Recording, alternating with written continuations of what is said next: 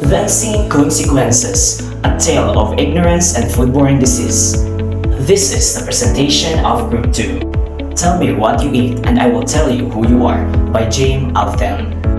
Foodborne illnesses, also known as foodborne disease or food poisoning, are infectious or intoxications caused by consuming contaminated food or beverage.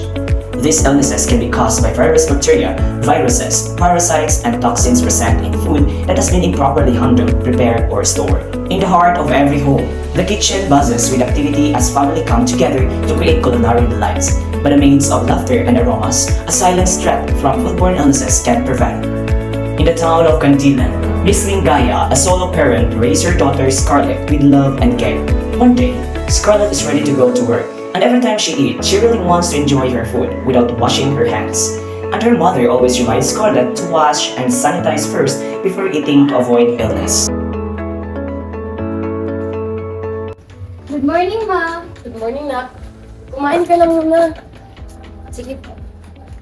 Naganda ako ito, tsaka paborito mong biscuit.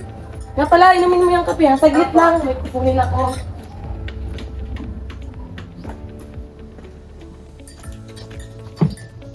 Nak naman! Aray naman, Ma. Sige pa marunong respeto? May hinanda naman akong kutsara ha. Ba't mo kinakamay yung pagkain? Ano ba? Nakakainis ka na. Di ka pa ba nasasanay? Alam mo namang malilit na ako sa trabaho, di ba? Wala na ba akong karapatan para pagsabihan ka? Di ka naman sinabing wala kang karapatan eh. Nakakabwisit ka ng araw, palagi ka lang ganyan. Wala nang gana. Hoy, saan ka pupunta? After Hindi ka what ako. happened, Scarlett go to work with anger and hatred to her mother. Good morning, Ma'am. Ito na po yung pinabili niyo. Okay, good morning, Scarlett. Papalagay na lang sa kusina. Sige. Good morning, guys. Good morning.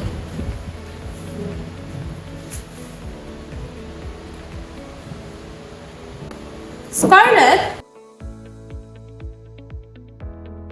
Yes, Ma'am. May schedule pa ako ngayon. This morning po wala, pero mamayang 3 p.m. is may meeting po kayo. Okay, ito ba yung para sa presentation mamaya? Para may natin pa ito. Message po. Okay, salamat.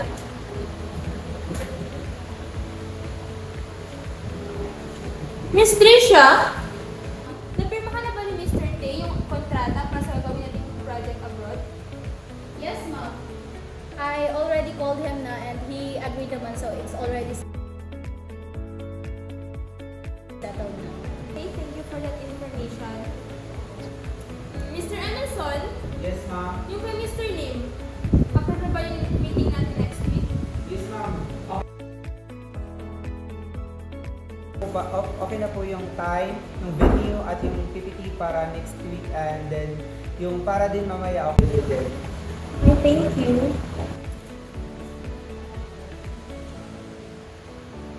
Ay, Ma'am, ito na po yung pin copies na pinaka-print. Pakialis na doon sa mesa mamaya, tapos yung room pakiready na rin for our meeting later. Sige po, kami.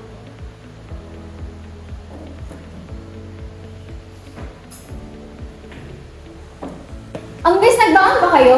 Hindi. Ako rin hindi. Magpag-grab na lang kaya tayo. O kaya din na lang tayo sa labas yung bawang bukas na restaurant. Oh, nakita ko yun at parang mura lang. Ay, wag na. May pinabili si Ma'am kanina. Talaga. Magkikain na lang tayo. Sige. Para makatipid naman tayo. Oo. Wait lang, si CR muna ako. Sige.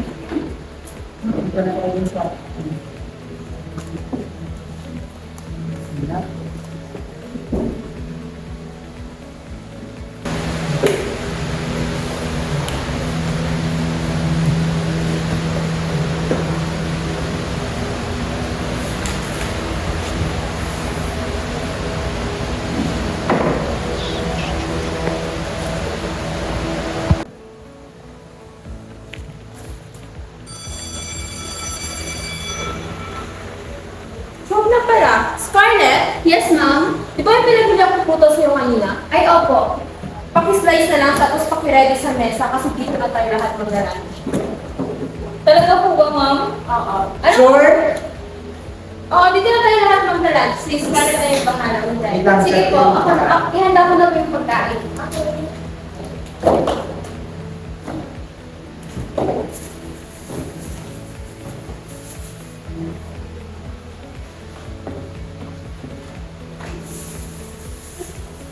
Tisha, bakit hindi naman na yun?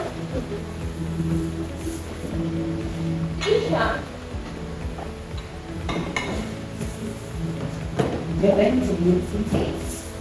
Hindi naman sa girl pa kasi hindi ako nakapasok ka na.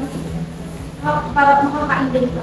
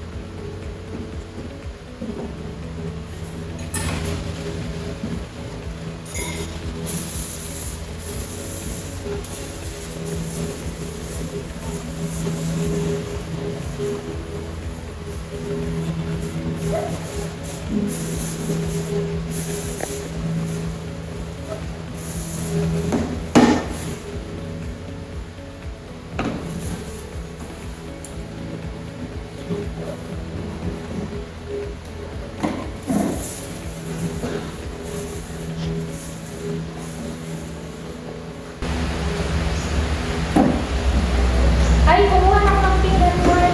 Ay, sakto ko lang yung plato. Pakilagay na. Okay na po ba yun, ma'am?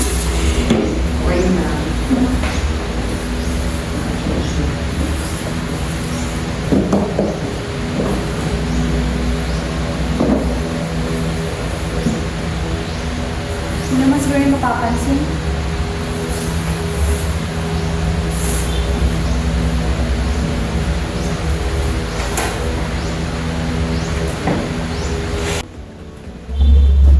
Ma'am, ready na po yung pagkain. Kain na po tayo.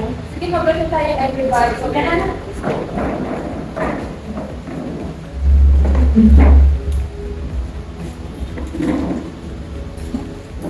Uy, ang sarap! Wow!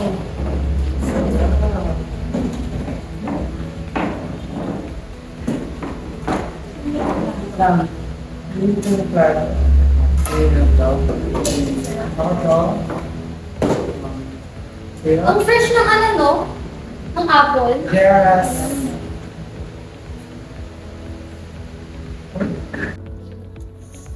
Ano ba? Yung sa kabilang department ba? May kasama daw siyang matandang nasa siguro 40 plus yung babae. Oo, tapos may kasama silang anak, mga nasa 14 years old. Akala ko ba may asawa na yun? Nakita ko din nung isang araw eh. May kasamang babae, nasa 20 plus ata. Sabi, mata pa yung babae. Ikaw ba ma'am? Wala ka bang nasagap na balita sa kanya or kahit ano? Hindi, wala naman ako narinig eh. Pero medyo hinaan yung boses niya kasi Yes, nasa ma'am. kabilang department na sila, baka narinig tayo. Oh, okay. Pero ma'am alam mo ba, sabi ng ng kaibigan ko doon nagtatrabaho sa sa bar, nakita niya daw na may kasamang lalaki si Romito. Wala. Oo. Ano ba Tapos talaga? kahag pa talaga. Babae or lalaki? Hindi ko din alam. Pero in fairness, ang sarap ng pansit. Tikman nyo. Saan mo nabili ito? Dun sa market, sa gilid ng nung Gaisano. Matry na.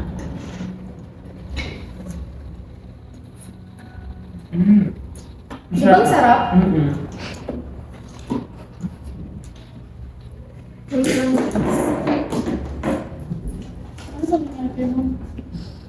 Basta baka naiihi. Wow, grabe naman yan, ma'am! Lakasan ko, ma'am! Bakit mo ganyan? Hindi mo ba ako kahinaan, ma'am?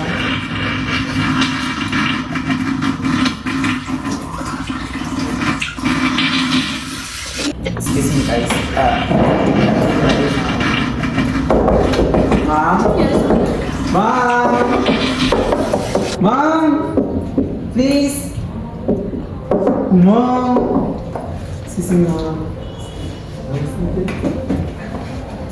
Ba't sakit talaga ng tiyan mo? Ba't parang sumakit yung sa akin? Hindi naman sila yung pagkain. Ba't sinasakit yung tiyan mo?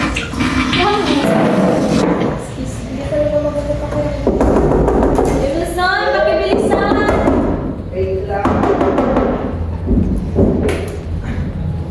Sumakit.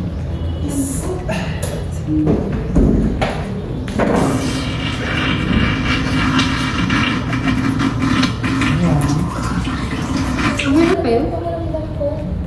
Hindi, ang sakit ng tiyan ko. Tapos parang natatain. Ano bang nangyayari sa inyo? Hindi ko alam ano, ang sakit ng tiyan ko. Tapos parang natatain. Ganyan.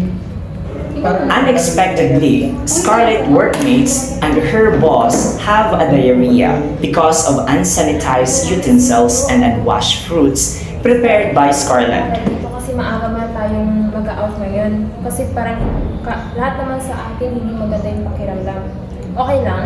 Okay po. Sige, Ako na- mauna na muna kami. Sige po. Ako na po bahala. Their manager decided to have an early out for them to rest. So Scarlett went to their house and she is not feeling well.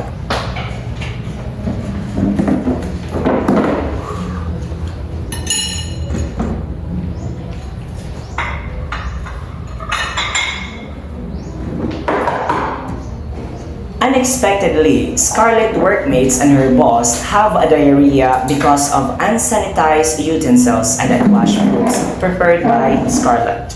Their manager decided to have an early out for them to rest. So Scarlett went to their house and she is not feeling well too.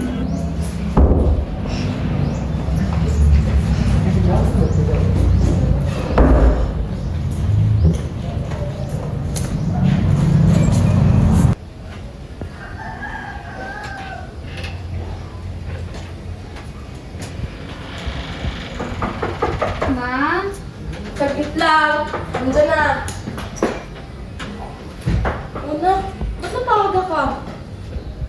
Yung kanina. Wait lang po, ma. Lalabas na po.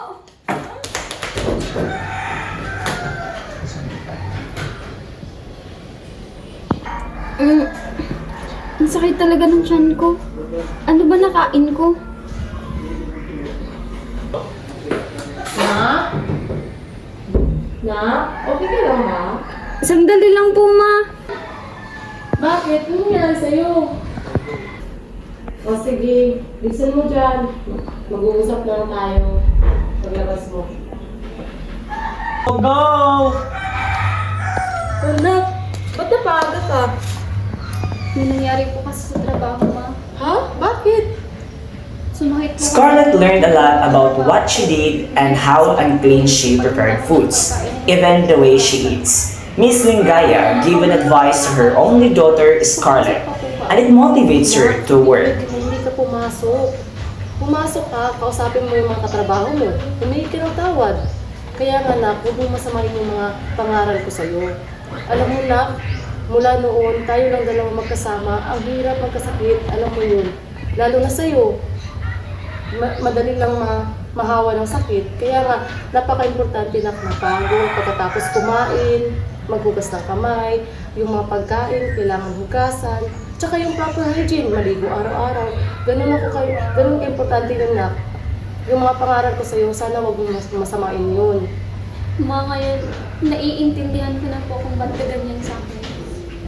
Ma-sure na po ba papasok na po ako sa trabaho? Oo, nak, sure ako na kailangan mo pumasok sa trabaho. Hindi pwede natakasan mo yung mga problema na yan. Kailangan mo kausapin yung mga katrabaho mo, humingi ka ng sorry. Hindi mo naman sinadya yun, di ba? Kaya nga, next time, sana i-apply mo na yung mga pangaral ko sa'yo. Yun lang naman yung gusto ko eh. Salamat, ma. Sorry po. Okay lang yun. Next time, sana i-apply mo na yun. Para rin din naman sa'yo yan eh, na hindi ka mapahiya sa ibang tao. Oh,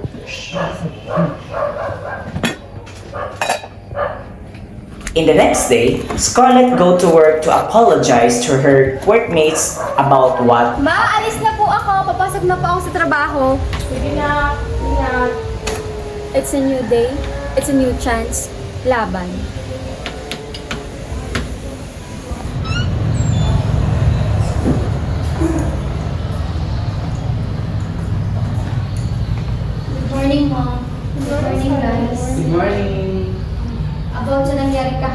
gusto kong humingi ng tawad.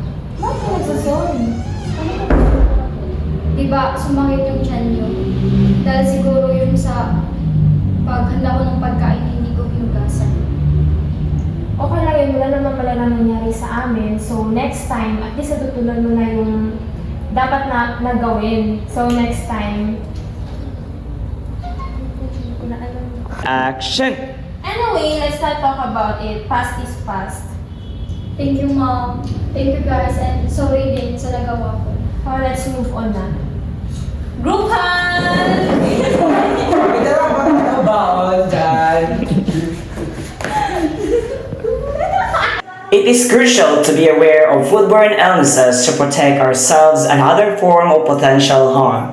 Being knowledgeable about foodborne illnesses enable us to recognize and avoid risky food practices that could lead to contamination. Being aware of foodborne illnesses, it is essential for safeguarding our health, making informed for food choices, and advocating for food safety measures that benefit everyone.